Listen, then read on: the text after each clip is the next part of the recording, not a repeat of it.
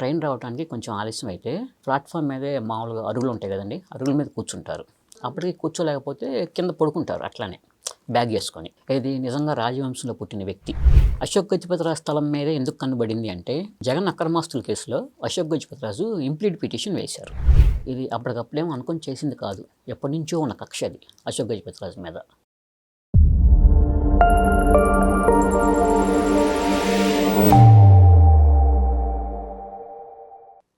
నమస్తే, welcome to think Andhra. నేను మీ శ్రావణి. ప్రస్తుతం మనతో పాటు ఉన్నారు గరికపాటి రాజేష్ గారు.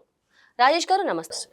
రాజేష్ గారు, గోవా గవర్నర్ అలాగే మనందరికీ సుపరిచితులైన అశోక్ గజపతిరాజు గారు వైసీపీ హయాంలో ఆయన సొంత భూమిని ఆక్రమించారని చెప్పి ఆరోపిస్తున్నారు. ఒక ప్రైవేటు భూమిని వైసీపీ ప్రభుత్వ హయాంలో ఎలా ఆక్రమించారు? అశోక్ గజపతిరాజు గారు చెప్తున్న దాంట్లో వాస్తవాలు ఎంతవరకు ఉన్నాయండి? వాస్తవానికి ఈ సంఘటన 2022లో జరిగిందండి. ఇక్కడ మనం ఈ విషయం గురించి చెప్పుకునే ముందు జగన్మోహన్ రెడ్డి ప్లస్ అశోక్ గజపతిరాజు వీరిద్దరి మధ్య ఉన్న తేడాను కొంచెం చెప్పుకుందామండి. అశోక్ గజపతిరాజు సహజంగానే రాజవంశీయులు, వాళ్ళు పుట్టుకతోనే రాజవంశంలో పుట్టారు. అయినా కూడా ఒకవేళ ఆయన సికింద్రాబాద్ నుంచి విశాఖపట్నం కానీ విజయనగరం కానీ వెళ్ళాలంటే ఏరోప్లేన్ కూడా వాడరు, ట్రైన్లో వెళ్తారండి. నైట్ టికెట్ బుక్ చేయించుకున్నప్పుడు ట్రైన్ రావడానికి కొంచెం ఆలస్యం అయితే ప్లాట్ఫామ్ మీదే మామూలుగా అరుగులు ఉంటాయి కదండి, అరుగుల మీద కూర్చుంటారు. అప్పటికి కూర్చోలేకపోతే కింద పడుకుంటారు అట్లానే బ్యాగ్ వేసుకొని. ఇది నిజంగా రాజవంశంలో పుట్టిన వ్యక్తి. అది ఎంతో అసలుకి అందరికీ తెలిసిన విషయం అండి అది. కానీ మళ్ళీ అక్కడ మనకు రైల్వే స్టేషన్లోనే కొంత అమౌంట్ పే చేస్తే ఏసీ వెయిటింగ్ రూమ్స్ ఉంటాయి కదా, అందుట్లోకి కూడా వెళ్ళరు, అక్కడే సామాన్యుల్లాగా పడుకుంటారు. తర్వాత జగన్మోహన్ రెడ్డి ముఖ్యమంత్రిగా ఉన్నప్పుడు 20 కిలోమీటర్ల దూరానికి కూడా హెలికాప్టర్లో వెళ్ళారు. ఇప్పుడు ఎగ్జాంపుల్ కింద ఏం లేదు, ఆయన కూడా ప్రస్తుతం ఒక రకంగా రాజవైభోగాలు అనుభవిస్తున్నారు. కాకపోతే ఆయన పుట్టుకతో రాజవంశంలో పుట్టారు, ఇదేమో కొంచెం తెచ్చిపెట్టుకున్న రాజవైభోగం. ఈ రెండింటి మధ్య ఉన్న తేడా ఇదండి. ఇక అది ఎట్లా వచ్చింది ఏంటనేది జనాలందరికీ తెలుసు. సీఎం అయిన తర్వాత ఏం చేశారంటే 26 జిల్లాల్లో పార్టీ ఆఫీసులు కట్టాలని చెప్పేసి ప్లాన్ చేశారు. వాటన్నిటికీ మొత్తం ఒకటే డిజైన్ అండి. అయితే విజయనగరంలో అశోక్ గజపతిరాజు స్థలం మీద ఎందుకు కనబడింది అంటే, జగన్ అక్రమాస్తుల కేసులో అశోక్ గజపతిరాజు ఇంప్లీడ్ పిటిషన్ వేశారు. అంటే ఏంటండి? ఇప్పుడు కొన్ని దశాబ్దాల క్రితం జగన్ మీద అక్రమాస్తుల కేసులు నమోదైనాయి కదండి, ఆ కేసుల్లో అశోక్ గజపతిరాజు ఇంప్లీడ్ పిటిషన్ వేశారు. అంటే నన్ను కూడా అందుట్లో ఇన్వాల్వ్ చేసుకోండి, నాకు సంబంధించిన కొన్ని విషయాలు కూడా నేను అందుట్లో ఇన్వాల్వ్ అయ్యి చెప్తాను, అవి ఆ కేసుకు సంబంధించి ఉపయోగపడతాయి అని చెప్పేసి అర్థం వస్తుంది. ఇంప్లీడ్ పిటిషన్ అంటారు. అప్పటి నుంచి అశోక్ గజపతిరాజు మీద బాగా కక్ష పెట్టుకున్నాడు జగన్మోహన్ రెడ్డి. ఇది అప్పటికప్పుడేమో అనుకొని చేసింది కాదు, ఎప్పటి నుంచో ఉన్న కక్ష అది అశోక్ గజపతిరాజు మీద. అట్లా అనుకున్న తర్వాత ఇతను 2022లో మామూలుగా విజయనగరంలో మహారాజపేట ఉందండి, అక్కడ 5 ఎకరాల భూమి ఉంది, పూసపాటి వంశీయులది, అంటే అశోక్ గజపతిరాజు వాళ్ళది. యాక్చువల్గా అది 1917లోనే బ్రిటిష్ వాళ్ళు మన దేశాన్ని పరిపాలించేటప్పుడు కూడా అది వాళ్ళదే అని చెప్పేసి ప్రైవేట్ భూమిగా నిర్ధారించారు, వాళ్ళ కిందే ఉంచారు. తర్వాత మనకి 1950లో జమీందారీ వ్యవస్థ రద్దయిందండి. ఆ వ్యవస్థ రద్దయినప్పుడు కూడా ఆ భూమి వాళ్ళ కిందే ఉంది. అది అక్కడ సర్వే నెంబరు 567లో 5 ఎకరాలండి మొత్తం. కరెక్ట్గా అయితే 4.67 ఎకరాలు. ఏం చేశారంటే జగన్మోహన్ రెడ్డి పార్టీ ఆఫీస్ కట్టాలనుకున్నప్పుడు అశోక్ గజపతి మీద మొదటి నుంచి కూడా కక్ష ఉంది కదా, దాన్ని తీర్చుకోవడానికి ఏం చేశారంటే ఆ స్థలానికి సెట్ చేశారు. దాన్ని మనం అక్కడ తీసుకుందాము, పార్టీ ఆఫీస్ కడదామని చెప్పేసి నాయకులతో మాట్లాడారు. నాయకులతో మాట్లాడి తర్వాత అధికారులకు చెప్పారు.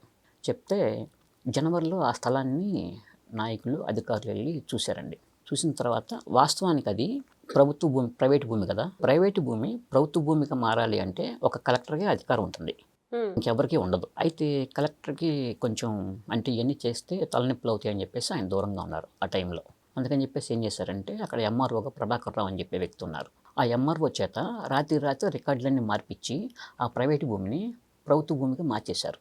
అతను ఎంఆర్ఓ చేశాడండి. అంటే ఎవరి ప్రమేయం లేకుండా పైనుంచి రాజకీయ నాయకులు చెప్పిన దానికి అనుగుణంగా ఆయన చేశారు. అక్కడ డబ్బులు ఎంత చేతులు మారినాయి ఏంటి అనేది మిగతా విషయాలన్నీ అందరికీ తెలిసిన విషయమే, దాని గురించి మనం ప్రస్తావించడం కూడా అనవసరం. అది 2022 ఫిబ్రవరి 9 నైట్ జరిగిందండి. ఆ స్థలాన్ని ఆ రికార్డులో మార్చేయటం అనేది. మార్చేసిన తర్వాత ఏం చేశారంటే ఫస్ట్ 2 ఎకరాలు, తర్వాత 1 ఎకరం, మళ్ళీ తర్వాత 2 ఎకరాలు, అట్లా దశల వారీగా తీసుకున్నారు. తీసుకొని దాన్ని ప్రభుత్వ భూమిగా మార్చేశారు. మార్చేసి ఫస్ట్ 2 ఎకరాల్లో వైసీపీ ఆఫీస్ కట్టారు. అంటే కడతం స్టార్ట్ చేశారు, ఎప్పటికీ కొంతవరకు పూర్తవలేదండి, దాదాపు ఒక 60% పూర్తయింది. అయితే అప్పుడు అదే కాకుండా అశోక్ గజపతిరాజుని అరెస్ట్ చేయించాలని చెప్పి కూడా జగన్ ప్లాన్ చేశారు. ఎందుకంటే ఆ కక్ష ఉందని చెప్పాను కదా, అప్పుడు ప్రతిపక్ష నేతలందరినీ కూడా వరుసగా అరెస్ట్ చేయించుకుంటూ వస్తున్నారు కదా.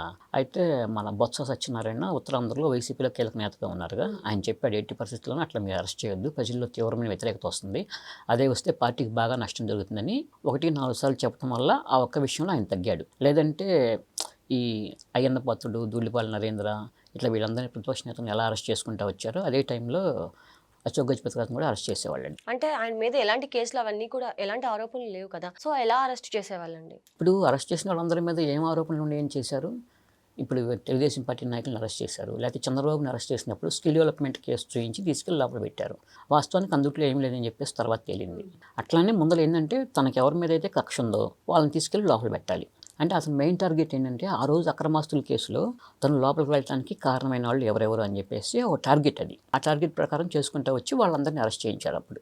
అట్లానే అశోక్ గజపతి రాజును కూడా అరెస్ట్ చేయించాలని చూస్తే బొత్స చెప్పడం వల్ల పార్టీ అది కూడా అంటే అశోక్ గజపతి రాజు మీద ప్రేమతో కాదండి, అంటే పార్టీకి నష్టం చేకూరుతుంది అని చెప్పేసి ఒక ఆలోచనతోనే చేయటం వల్ల అతను కూడా కొంత వెనక్కి తగ్గాడు. ఎందుకంటే వాళ్ళు మొదటి నుంచే రాజవంశీకులండి.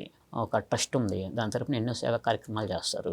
మాన్సాస్ ట్రస్ట్ అని, దాని కింద 15,000 ఎకరాల భూములు ఉన్నాయి, కొన్ని వందల ఆలయాలు ఉన్నాయి, తర్వాత బ్యాంకులో డిపాజిట్లు 125 కోట్లు ఉన్నాయి. అవి కాకుండా ఆ భూముల విలువే కొన్ని వేల కోట్ల రూపాయలు ఉంటుంది.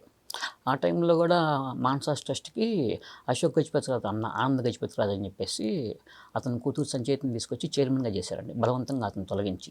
తర్వాత అప్పుడు హైకోర్టుకి వెళ్ళి మామూలుగా తెచ్చుకొని మళ్ళీ తన పదవి తను తెచ్చుకున్నారు. కానీ అయినా కూడా అప్పుడు అతను మళ్ళీ ఆలయ సింహాచలం దేవస్థానానికి వెళ్ళినప్పుడు, అంటే అతను ఆ ఆలయానికి ధర్మకర్త కదండి, వెళ్ళినప్పుడు ఏంటంటే అధికారిక లాంఛనాలతో అన్నీ జరగాలి. కానీ అప్పుడు ప్రభుత్వం మాటిని అటువంటి ఏమీ అక్కడ జరగలేదు. సరే, అటువంటి అవమానాలు కూడా అశోక్ గజపతి రాజు ఎదుర్కొన్నారు. ఇప్పుడు తాజాగా నిన్న మీడియాతో మాట్లాడారండి. అసలు కలెక్టర్కే ఒక్క అధికారం ఉంటుంది, అయినా కూడా అసలు ఒక ఎంఆర్ఓ ఎట్లా చేస్తాడు, దాని మీద ఎందుకు ఇదంతా జరుగుతుంది, నేను న్యాయ పోరాటం చేస్తానని చెప్పేసి నిన్న మీడియాతో మాట్లాడుతూ అనౌన్స్ చేశారు. అయితే మన కూటమి ప్రభుత్వం ఏం చేసిందంటే నిన్న నోటీసులు పంపించిందండి. ఈ వైసీపీ కార్యాలయానికి అగ్నిమాపక శాఖ నిబంధనలు ఉల్లంఘించారు, దాని ప్రకారం మీరు కన్స్ట్రక్షన్ సరిగ్గా జరగలేదు అని చెప్పేసి నిర్మాణం వెంటనే ఆపేయండి అని చెప్పేసి నోటీసులు పంపించారు. దాంతో నిర్మాణం ఆగిపోయింది. అంటే పార్టీ జిల్లా అధ్యక్షుడిగా వైసీపీకి మధ్య శ్రీనివాసరావు అని చెప్పేసి ఉన్నారండి. ఇప్పుడు అతని పేరు మీద నోటీసులు పంపించారు. దాంతో ప్రస్తుతానికి నిర్మాణం ఆగిపోయింది. అయితే అశోక్ గజపతి రాజు మాత్రం న్యాయపోరాటం చేస్తానని అంటున్నారు. ఎందుకంటే ఆ రోజు జరిగిన అన్యాయం ఉంది కదా, దాన్ని సరిదిద్దాలి అని చెప్పేసి ఆయన లక్ష్యం. ఇది గోవా గవర్నర్గా ఉన్నప్పటికీ కూడా, అంటే ఒక రాజవంశంలో పుట్టిన వ్యక్తి ఎట్లా ఫైట్ చేస్తున్నారో చూడండి. అది తెచ్చిపెట్టుకున్న రాజవంశం జగన్మోహన్ రెడ్డిది. ఆయన ఏ విధంగా చేశాడు, ఎట్లా ఆగం చేశాడు, రాష్ట్రాన్ని విధ్వంసం చేశాడు అని మనం అన్నీ చూసాం కదా. అది ఫస్ట్లో మనం చెప్పుకున్న తేడా, ఇప్పుడు ఈ జరిగిన భూ కబ్జా, తర్వాత చివరిలో మనం వీళ్ళిద్దరి మధ్య ఉన్న తేడాని చూసి ఒకసారి అసలు ఏం జరిగిందని మనం క్లియర్గా చెప్పాం కాబట్టి ప్రజలే అర్థం చేసుకోవాలి. అంటే మీరు అన్నట్టు ఒక ప్రైవేట్ ప్రాపర్టీని ఒక గవర్నమెంట్ ప్రాపర్టీగా ఎలాంటి సిచ్యువేషన్లో మారుస్తారు, ఎలాంటి అధికారాలు గవర్నమెంట్కి ఉంటాయండి? అది యాక్చువల్గా ఒక ప్రైవేట్ భూమి కావాలి అంటే కనుక వాళ్ళకి ఏదైనా ఒక రోడ్డు వేయడానికి స్థలం అవసరం అవుతుంది, లేదంటే కనుక ఏదైనా ప్రాజెక్ట్ వచ్చినప్పుడు అవసరం అవుతుంది, ఒక కంపెనీ పెట్టి కొంతమందికి ఉద్యోగాలు ఇవ్వాలి, అక్కడ ప్రభుత్వ ల్యాండ్ లేదు, ప్రైవేట్ భూమి ఉంది అని కావాల్సి వచ్చినప్పుడు ఏమవుతుందంటే అక్కడ ఉన్న యజమానులతో మాట్లాడతారు. వాస్తవానికి అప్పట్లో ప్రభుత్వ రేటు చాలా తక్కువగా ఉండేదండి ఏ భూమికైనా సరే. అయితే తర్వాత ఏమైందంటే కాలక్రమేణా మార్కెట్ రేట్ ఎంత ఉందో అంతే ఇవ్వటం స్టార్ట్ చేశారు. ఇప్పుడు ప్రజెంట్ ఏంటంటే సిచ్యువేషను, మార్కెట్ రేటు 100 రూపాయలు ఉందనుకోండి, దానికి ఒక 2 రెట్లు కానీ 3 రెట్లు కానీ ఎక్కువిస్తున్నారు. ఏది భూసేకరణలో అట్లా భూమి కోల్పోయిన వాళ్ళకి అట్లా ఇస్తూ ఆ భూములు తీసుకుంటున్నారు. అట్లా తీసుకుంటారు. అలా ప్రైవేట్ భూమిని ప్రభుత్వ భూమిగా ఎప్పుడు మారుస్తారు, ఆ మార్చే అధికారం ఆ జిల్లా మేజిస్ట్రేట్ అండ్ కలెక్టర్ ఉంటుంది, ఆయన ద్వారా మారిద్ది. పరిహారం కూడా ఆయన ద్వారానే అందుతుందండి. అట్లా జరుగుతుంది. అంటే అశోక్ గజపతి రాజు గారికి ఎలాంటి నోటీస్ కానీ ఎలాంటి ముందస్తుది కానీ ఇవ్వకుండానే డైరెక్ట్గానే ఇది గవర్నమెంట్ భూమి అని చెప్పేశారా అండి? అసలుకి ఆయన భూ యజమానిగా ఆయన ఉన్నప్పుడు ఆయనకు ఒక మాకు చెప్పాలి కదా ఇట్లా తీసుకుంటున్నామని, కనీసం అది కూడా లేదండి. రాత్రి ఎంఆర్ఓ కూర్చొని అడంగల్ మామూలుగా అన్ని ఓపెన్ చేసి రికార్డ్స్లోకి ఎక్కిచ్చేశారంటే ఎంత అన్యాయంగా ఎంత దారుణంగా వ్యవహరించారో అర్థం చేసుకోండి. ఇది ఆ ఉత్తరాంధ్ర మొత్తానికి ఒక రాజవంశీకి చెందిన వ్యక్తిని కూడా ఆ విధంగా వేధించాడంటే జగన్మోహన్ రెడ్డి, మిగతా వాళ్ళని ఏ విధంగా వేధించాడని మనం చూసాం కదా. అది పరిస్థితి అక్కడ. అంటే ఇప్పుడు గోవా గవర్నర్కి అన్యాయం జరుగుతుంది, మీరు అన్నట్టు ఒక రాజవంశానికి అన్యాయం జరిగింది, వాళ్ళే ఇప్పుడు ఇలా వచ్చి పోరాడాల్సిన పరిస్థితి వచ్చిందంటే ఇక సామాన్యుల పరిస్థితి అప్పట్లో ఎలా ఉండేదండి? సామాన్యుల పరిస్థితి గురించి మనం అప్పుడు ఎట్లా ఉందో 2019 నుంచి 2024 వరకు కూడా మనం చూసాం కదండి. అంటే ఎగ్జాంపుల్ కింద పాపం గవర్నమెంట్ మాస్కులు అడిగినందుకు ఒక దళిత డాక్టర్ని పిచ్చోడని ముద్రేసి రోడ్డు మీద కొట్టుకుంటూ తీసుకెళ్లారు. తర్వాత విశాఖపట్నం మెంటల్ హాస్పిటల్లో పెట్టి ట్రీట్మెంట్ అని చెప్పి నాటకాలు ఆడారు. పాపం ఆ మనోవేదంతో ఆయన హార్ట్ అటాక్ వచ్చి చనిపోయారండి. తర్వాత అమర్నాథ్ గౌడ్ అని 14 ఏళ్ళ బాలుడు వాళ్ళక్కని వేరే ఆకతాయిలు వేధిస్తున్నారని చెప్పేసి అడిగితే వాళ్ళు నిలదీసినందుకు ఆ కుర్రాడి మీద పెట్రోల్ పోసి సజీవ దహనం చేశారు. అది కూడా జగన్మోహన్ రెడ్డి సామాజిక వర్గానికి చెందిన వాళ్ళేనండి. వాళ్ళ మీద ఇంతవరకు ఎటువంటి చర్యలు తీసుకోలేదు. తర్వాత గంజాయి అనంతబాబు చేసే అక్రమాలు, గంజాయి సాగు చేసి తర్వాత దాన్ని సరఫరా చేయటం యథేచ్ఛగా. తర్వాత మళ్ళీ కృష్ణపట్నం పోర్టు నుంచి అక్రమ రవాణా అండి, ఎటువంటి పనులు కట్టే పని లేకుండా. తర్వాత ఇంకొకటి నెల్లూరు జిల్లాలో ఉన్న ఎమ్మెల్యేలు, ఆ రోజు వైసీపీ ఎమ్మెల్యేలు ఎంతోమంది, కొంతమంది బెట్టింగ్స్లో ఉన్నారు, కొంతమంది ఇట్లా రకరకాలుగా అవన్నీ జూదం ఇవన్నీ అంటాం కదా, వాటిల్లో కూడా ఉన్నారండి. అవన్నీ చేస్తూ ఉండేవాళ్ళు. అదే కాకుండా ఇంకా జగన్మోహన్ రెడ్డి చీప్ లిక్కర్ ఇట్లాంటివన్నీ కూడా మనం చూసాం కదా. ఇలా చెప్పుకుంటూ పోతే చాలా ఉన్నాయి అసలుకి. కాబట్టి వాటన్నిటిని ప్రజలు చూశారు కాబట్టి ఒక నిర్ణయం తీసుకొని 11 సీట్లకు పరిమితం చేశారు. థ్యాంక్ యూ రాజేష్ గారు.